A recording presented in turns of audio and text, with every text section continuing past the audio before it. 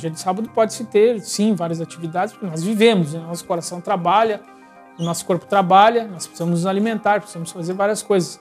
Mas ele preveniu que não acontecesse no dia de sábado para evitar transgressão ou desobediência ao dia. E não se esqueçam que no ano 70 Jesus já tinha morrido, Jesus já tinha subido aos céus, certo? E ele não deixou nenhuma orientação para que esse dia fosse substituído por outro dia, certo? Então é isso que nós entendemos.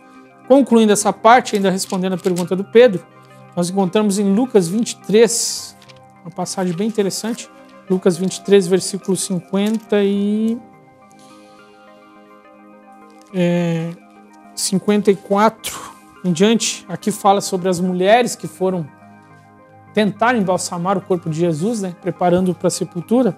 Que aí, quem pode ler para a gente? 54 até os 56. Era o dia da preparação e ia começar o sábado. As mulheres que tinham vindo com ele da Galileia seguiram a José e viram o sepulcro e como o corpo fora colocado ali. Então voltaram e prepararam especiarias e perfumes, e no sábado descansaram, conforme o mandamento. Muito obrigado. Agora aí está bem claro.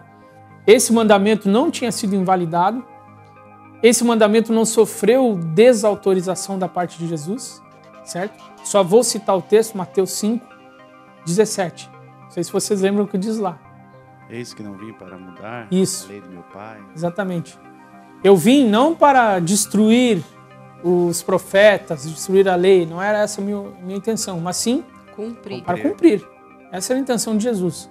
E aqui ele deixou muito claro que ele nunca orientou, durante os seus 3 anos e meio de ministério, que os discípulos ou qualquer um de seus seguidores passasse a guardar outro dia após a sua morte. Ele tinha acabado de morrer e as mulheres que ali foram estavam guardando o sábado, né? Acho que ficou um pouco mais esclarecida essa parte. Então, mas vendo aqui, nós não estamos na nova aliança? Por que guardar o sábado? Continuar guardando? Certo. O que você mencionou é um pensamento bastante popular hoje em dia, que a nova aliança concedeu direitos e privilégios que anulavam muitas coisas, inclusive o sábado. Vamos ver se é isso mesmo? Em Gálatas, no capítulo 3, vamos abrir as Bíblias de novo. Gálatas, capítulo 3, versículo 15. Quem pode ler para a gente? Irmãos, falo como homem. Se o testamento do homem for confirmado, ninguém o anula, nem lhe acrescenta alguma coisa. Certo. Agora, uma pergunta importante. Você, Renildo, que é advogado. Quando que o testamento de um homem é confirmado? Após a morte dele. Após a morte. Então isso quer dizer, em vida, o testador, que é quem redigiu o documento, quem mandou redigir o documento, ele pode alterar o testamento antes de morrer? Pode. Pode. Quantas vezes quiser, supostamente? Sim. Certo. Então o que é a confirmação de um testamento? Quando ela ocorre? Com a morte do testador. Do testador, exatamente. Então, o texto diz, se o testamento de um homem for confirmado, ninguém o anula, nem o acrescenta. Ou seja, não dá para zerar o testamento, anular, e não pode incluir mais herdeiros, tirar herdeiros, não pode fazer nada, certo? A pergunta, voltando para o caso das mulheres que foram embalsamar o corpo de Jesus. Jesus já tinha morrido? Já. E Lucas 23, 56 fala sobre o motivo delas não terem embalsamado na hora. Por quê? Elas guardaram o mandamento. Guardaram o sábado conforme o mandamento. Então quer dizer que o mandamento estava ativo depois da morte. Lembrando de Mateus capítulo 24, versículo 20. O que diz lá? Que a vossa fuga não aconteça no dia do sábado, no inverno e nem no sábado. E essa fuga, a primeira delas ocorreu no ano 70. Jesus já tinha morrido? Já tinha ressuscitado. Então, nós entendemos com isso que o sábado continuou sendo válido ou a sua validade permaneceu depois da morte de Jesus. Certo? Podemos dizer também que Jesus, sendo o testador, certo? No testamento dele, ele escreveu antes de morrer que ele não veio anular. Ah, sim, é verdade. Não era a intenção Porque ele dela. veio, então, cumprir. Então, Cumprir. em vida, ele escreveu o testamento dele colocando que veio cumprir a Isso. lei. Mateus E após 5,17. a sua morte, então, foi selado o testamento, onde não se muda mais nada, levando em consideração a questão do testamento, né? Exatamente. Eu não sei se ficou claro para vocês, mas o sábado permaneceu, sobreviveu à morte de Jesus. Os primeiros cristãos continuaram guardando o sábado até o quarto século, até a chegada de Constantino, e ainda permaneceram mais tempo, certo? Porque depois de Constantino, o cristianismo se dividiu. Isso é um ponto importante. A maior parte dos cristãos ficaram unidos à religião estatal, que nós já havíamos falado disso. A religião imperial, a religião do Estado de Roma, que era o cristianismo. A maioria deles ficou ali. Só que uma minoria, devido a diferenças de opinião, conservadores, mantendo os primeiros ensinamentos de Jesus, acabou ficando à margem, marginalizada, que esse é o significado da palavra, e continuou durante a Idade Média, que agora estava entrando, certo?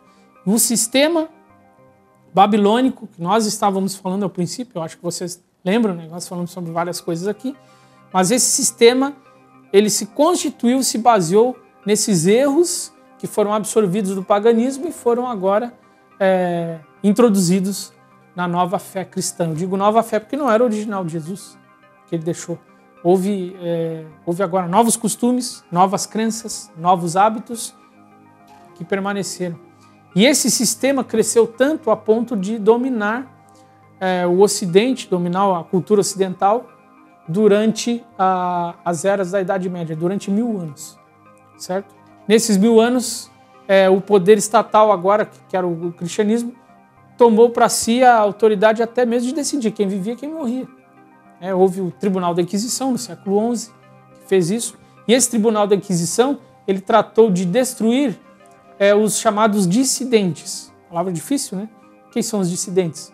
São aquelas pessoas que não partilham da mesma ideia do grupo dominante, ok? Que têm opiniões diferentes. Só vou citar 2 grupos que ficaram muito famosos. Foram os valdenses, certo? Que viviam nos Alpes, naquela região ali, certo? E temos um outro grupo muito famoso chamado de albigenses. Só que o nome mais conhecido deles não é esse, eram os cátaros, né? O catarismo, ou a crença dos cátaros. Então esses 2 grupos ficaram muito famosos porque foram trucidados pelo poder católico durante a Idade Média, certo? Ou seja, os grupos que se oporam, então, foram contra, esse cristianismo já bagunçado, entre aspas, né? Certo, que certo. teve a mistura da verdade de Cristo com o que era da época, esse grupo então foi perseguido? Foi perseguido, foi morto, né? Foram destruídos em grande parte. E esse era o grupo que carregava a verdade, exatamente, a verdadeira doutrina. Exatamente. Carregavam muitos pontos da verdade, bem mais do que eles. Carregavam a verdadeira doutrina. Agora, só uma questão que nós também não podemos esquecer, que talvez alguns de nós podemos pensar assim. Bom, mas a maior parte das outras igrejas que não pertencem ao catolicismo tem muita diferença aí. Não é verdade? Tem muita diferença. Imagens, culto às imagens, uma série de outras questões. Mas não podemos esquecer que o culto às imagens não era o vinho todo de Babilônia. Certo? Dose. Dose do vinho. Não era a totalidade do vinho. O culto a imagens era um dos detalhes. Mas tinha outros detalhes que eu mencionei. Vamos relembrar qual foram os outros detalhes que faziam parte do vinho, ou fazem parte do vinho. A questão da morte, né? Isso, a crença de que uma alma sobrevive ao corpo, além das imagens. Quem lembra de outro? Da guarda, do dia de guarda também. O dia de descanso. Então, não sei se vocês perceberam, há vários pontos. Embora muitas denominações cristãs não participem desse ponto específico da questão das imagens, mas há outros pontos em comuns, certo? A questão é, guardam o dia que Deus deixou na Bíblia? Não. Creem que algo sobrevive à morte do ser humano, uma consciência humana sobrevive a isso, certo? Se creem nisso, se creem na anulação do sábado, então tomar uma parte do vinho de Babilônia, ainda que não seja ele completo, contamina da mesma forma. Não é verdade? Não é isso que nós entendemos? É isso que ficou claro para vocês? Ou também colocar a Bíblia não como um todo, sim só parte dela. Só usar só o Novo Testamento, que faz parte da Nova Aliança, como foi citado pela Elis Daiane. Quando se usa no Evangelho, não é o Evangelho eterno, porque é incompleto. A palavra está incompleta. Certo. Esse é um pensamento comum também. Não, o Antigo Testamento tem alguns conselhos bons, mas o que vale é o Novo. Nós temos que ficar presos ao Novo. Inclusive, Jesus... vamos abrir aqui a Bíblia, Lucas capítulo 24. Só para... Lucas capítulo 24, 26 e 27. Se alguém puder ler para a gente.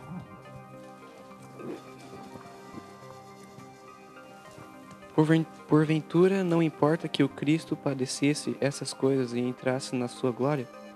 E começando por Moisés e por todos os profetas, explicou-lhes o que dele se achava em todas as Escrituras. Muito obrigado. Olha que interessante.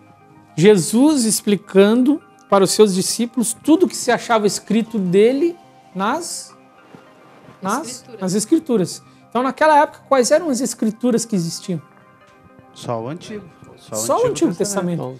E Jesus considerou o Antigo Testamento extremamente válido, né, para falar dele mesmo. E ele está querendo dizer aos seus discípulos que a pessoa dele se encontrava oculta no Antigo Testamento. E agora ele estava revelando. Então, como que o Antigo Testamento não tem valor? Como é isso? O Novo Testamento revela o Antigo. E o Novo Testamento está oculto profeticamente no Antigo. Um complementa o outro. Então, é um todo. Não podemos dizer que um é mais importante que o outro, né? Mas os dois unidos formam um todo, que é o Evangelho Eterno. Está mencionado lá em Apocalipse capítulo 14, versículo 6. Né? Então agora quero ver se eu entendi o capítulo de Apocalipse. Babilônia e o vinho. Então Babilônia é aquela religião que mudou todo o sistema cristão, né? Colocou alterações nesse sistema. E o vinho são aquelas outras religiões que seguem a mesma doutrina de Babilônia, é isso? O que segue a mesma doutrina de Babilônia. O vinho, na verdade...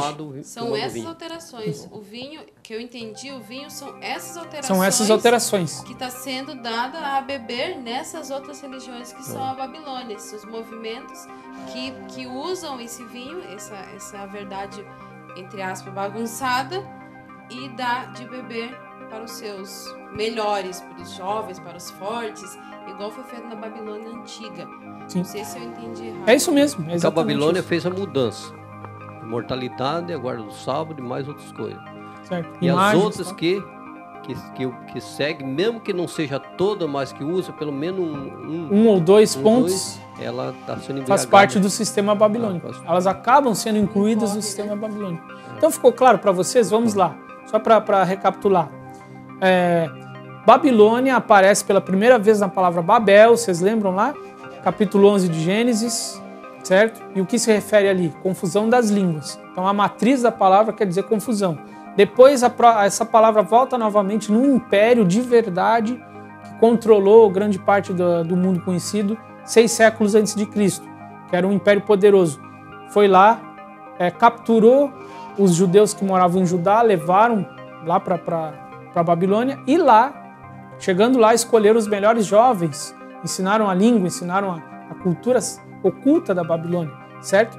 E esse império que existiu tem muita semelhança com o sistema religioso, que também quer dizer confusão, só que agora confusão religiosa. O mundo vive de religião, mesmo hoje, certo? E o que acontece? As pessoas, através de muitas ramificações do cristianismo, muitas igrejas cristãs, acabam aprendendo coisas que foram inseridas depois e que não constavam nos ensinamentos originais de Jesus. Quais são elas mesmo? Eu esqueci. Falem para mim. Foi essa que nós estávamos vendo agora, né? Então, a respeito ajudem a refrescar a minha memória. Imagens, né? De adoração a imagens, a ídolos. Ótimo. guarda do dia errado, né? O certo era o sábado, mudança para outro dia da semana. O dia do sol, né? Isso, dia do sol. Mais alguma coisa? A imortalidade, né? Sim, A imortalidade da alma. Da alma. Certo? Então esses são os pontos principais do vinho de Babilônia. Pode ser que uma ou outra igreja não participe do vinho completo, certo? Mas se participa de um desses pontos aí, então dá na mesma, né? Ele acaba contaminando-se a si mesmo, contaminando outras pessoas que recebem esse tipo de ensinamento. E quando você fala igreja, você se refere a uma instituição religiosa ou grupo de pessoas que